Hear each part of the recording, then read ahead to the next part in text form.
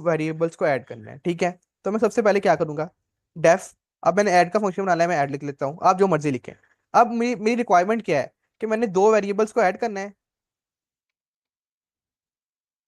जी जी भाई, दे दें, जरूर जरूर। आमिर भाई इनको म्यूट करें, अनम्यूट करें, सॉरी। एंड किसी का रीच नहीं है, किसको करना है? आमिर भाई, तो किसको अनम्यूट करना, मैं वही देख रहा हूँ, किसी को भी हैंड रेज तो है। राज भाई को। ओके। अस्सलाम जर भाई।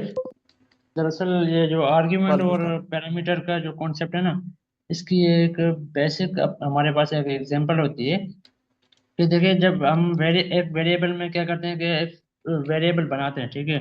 जैसे हमने बना लिया नेम का वेरिएबल, और दूसरा पार्ट हमारे पास होता है, पहले जब हमने वेरिएबल बनाया और उसको वैल्यू दी, दूसरा पार्ट हमारा होता है वैल्यू देना, ठीक है।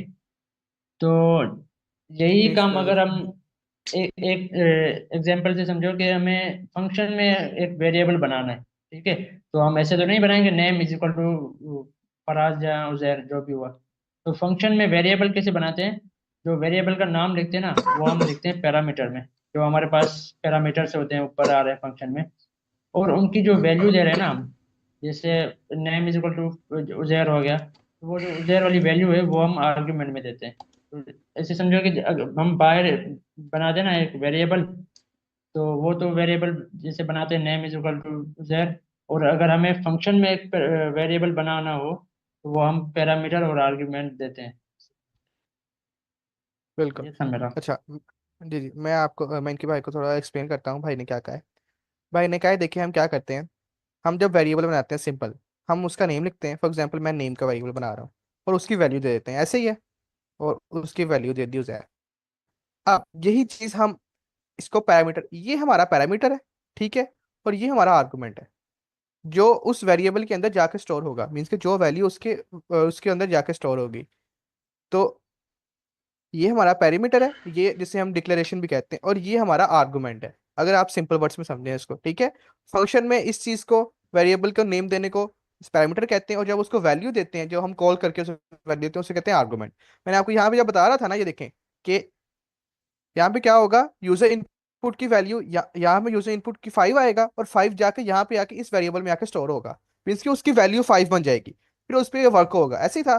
तो वही काम हुआ ना, हमने वेरिएबल बनाया, फिर बाद में उसे वैल्यू दी। अब फॉर एग्जाम्पल हमारा सिनेरियो ये है कि हमने दो वर्ड्स को ऐड करना है।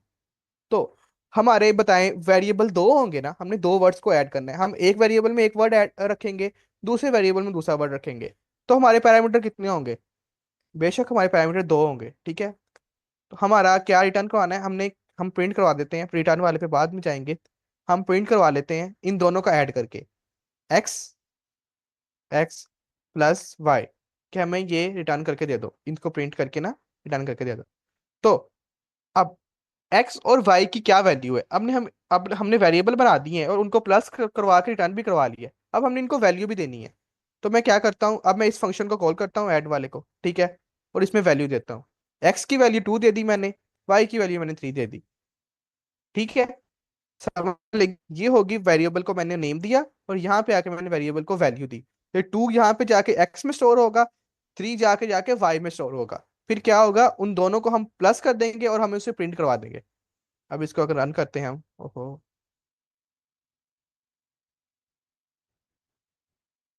ये देखें 5 आंसर आ गया, मेरा नजर आ रहा है।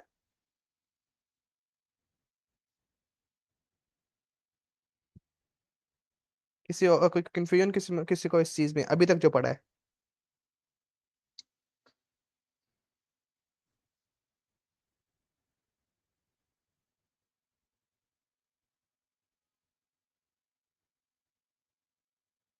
Okay, no, yes no, yes कि नो, ये तो बताएं। एक यस नो दोनों, कंफ्यूजन है कि नहीं है। ओके, चलिए हम आगे चलते हैं। तो यहाँ तक हमने पैरामीटर की भी समझ लगी, हमें आर्गुमेंट की भी समझ लग गई, हमें डेफ कीवर्ड की भी समझ लगी, हमने ये सारे सिंटैक्स की समझ लगी। अब एक फंक्शन होता है प्रिंट वाला, एक होता है रिटर्न वाला, ठीक है।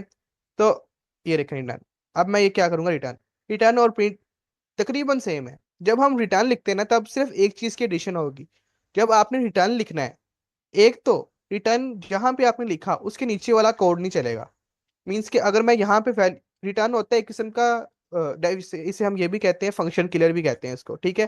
कि जहां पे हमने रिटर्न लिख दिया उसके नीचे वाला कोड नहीं चलेगा। जैसे हम लूप में लिखते थे ना ब्रेक, और ब्रेक के नीचे वाला कोड नहीं चलता था, ऐसे ही था। तो इसी तरीके से अगर मैं यहाँ पे देखिए, मेरे यहाँ पे लिखने भी नहीं दे रहा वो।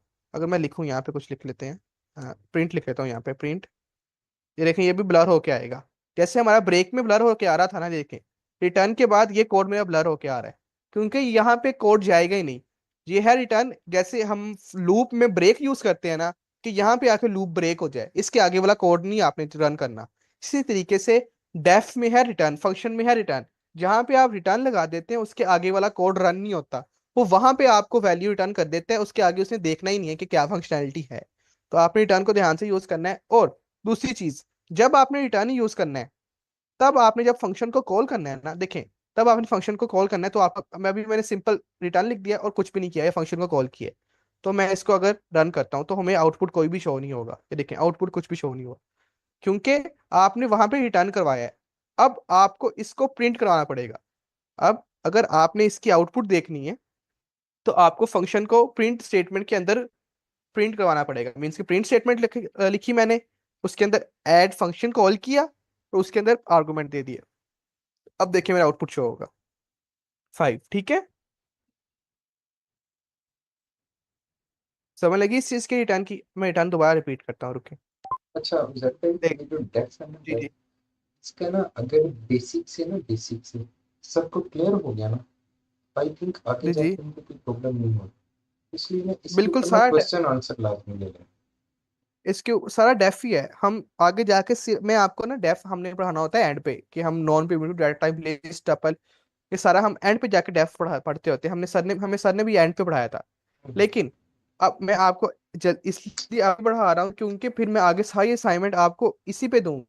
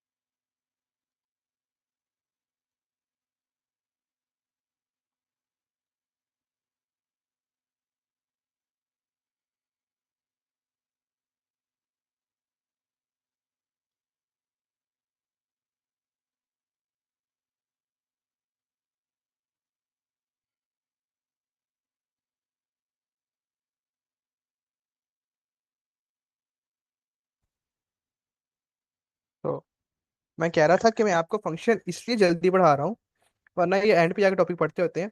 ये मैं इसलिए जल्दी बढ़ा रहा हूँ कि बाद में ना मैं अभी इसके बाद आपको जितनी असाइनमेंट्स दूंगा ना, मैं सारी फंक्शन पे ही दूंगा। मीन्स कि अगर मैंने आपको लिस्ट पढ़ाई है और उसमें मैं कोई असाइनमेंट दी है, तो आपको ये असाइनमेंट मिलेगी कि आपने फंक्शनैलिटी सारी फंक्शन में लिखनी है, कि फंक्शन बनाओ और उसके असाइनमेंट कंप्लीट करो। उसके बगैर आपकी असाइनमेंट नहीं एक्सेप्ट होगी। आपको फंक्शन ही बनाना पड़ेगा आगे हर असाइनमेंट के लिए, कि जो भी आपने काम करना है फंक्शन की बना के काम करना है, ठीक है।